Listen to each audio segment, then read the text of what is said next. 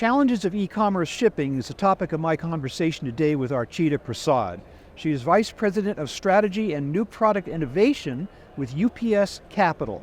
Hello, Archita. Hi, how are you? Good, thank you for joining me. Of course. What do you see right now as the top challenges that merchants are facing as e-commerce shipping volumes continue to soar in huge amounts, and then how can they address those challenges? Yeah, so we are seeing a huge surge in e-commerce, which is something that's been happening since the pandemic. And with the e-commerce growth, we see what it means that there are more packages to be shipped, more packages in the network. And with that, it means that there is a higher possibility for shipping mishaps.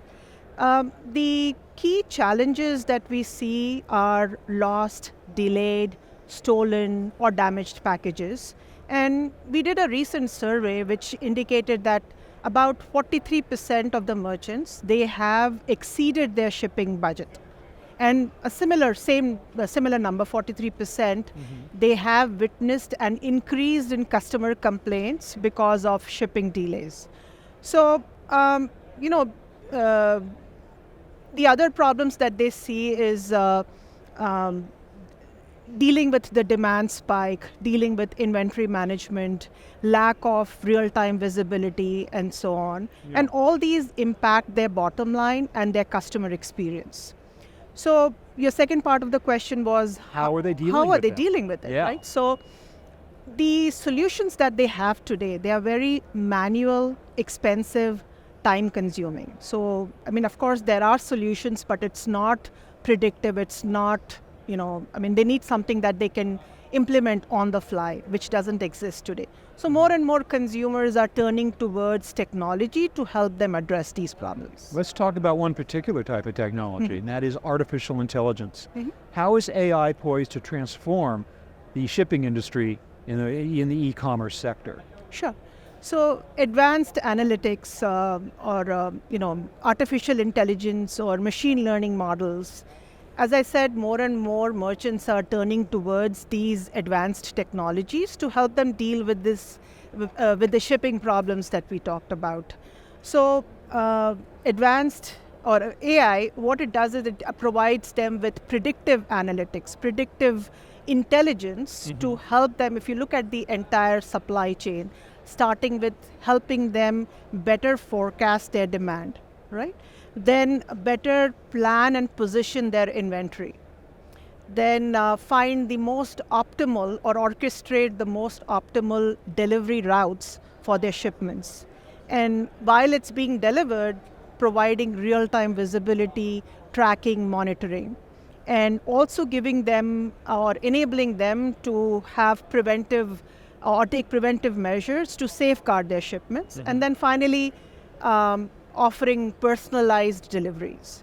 So all these, they help them address their shipping mishaps, which in turn helps them save their bottom lines and, of course, enhance their customer experience. It sounds like AI can really be super important in terms of addressing these challenges we talked about at the beginning. But one word you did use, you said predictive.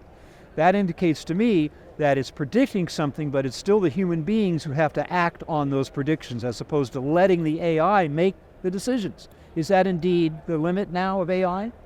It does give you, it enables you, it arms you with better data, more predictive actions, but someone will have to take the actions. It'll tell you what to do, but someone will have to take the action. Makes sense. Okay, so what do you see, Archita, as the role of personalization? What role do you think that'll play in the future of shipping, and how will that impact customer service? Sure. So, during pandemic, we all got spoiled. We've seen a rise in consumer expectation. More and more consumers are looking for more tailored services. Like you look at music, shopping apps or online streaming, there is personalization everywhere, and shipping is, of course, not far behind. So within shipping, the key options or the most popular options that people look for is their control on when and how and the location on where they could receive the delivery, right? So that's one. Then the second is notification, real-time monitoring of where the packages are, and notification, and the ability to communicate. So for example, if I'm expecting a package and I can't reach home, I can communicate with my provider, with my carrier, and tell them, I want it at a later date, or I want it at some other location.